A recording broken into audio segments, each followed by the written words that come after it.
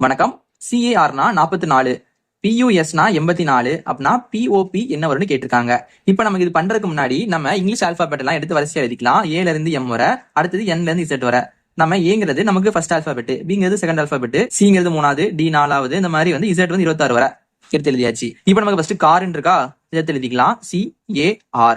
இப்ப நமக்கு சிங்கிறது 3வதுல இருக்கா, அப்படின்னா சீனா 3, ஏங்கிறது ஃபர்ஸ்ட்ல இருக்கு ஃபர்ஸ்ட், ஆறுங்கிறது 18வதுல இருக்கு 18.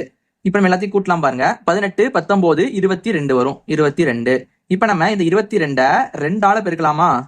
நம்ம 2ஆல பெருக்கும் போது 2 2 4, 2 2 4, நமக்கு 44 கிடைக்குது, 44. இப்ப நம்ம இதே மாதிரி பஸ்ஸையும் பண்ணலாமா?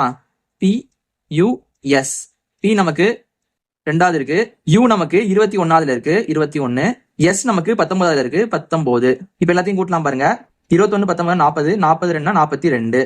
இப்ப நம்ம இதுல பண்ண மாதிரி 2ஆல மல்டிப்ளை பண்ணலாம்.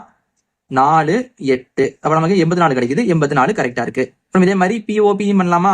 POP, B நமக்கு 2வது இருக்கு 2, O நமக்கு 15வதுல இருக்கு 15, B நமக்கு 2வது இருக்கு. இப்ப எல்லாத்தையும் கூட்டலாம் பாருங்க. 17 19, 19 கிடைக்கும். இப்ப நம்ம இதுல பண்ண மாதிரி 2ஆல மல்டிப்ளை பண்ணலாம்.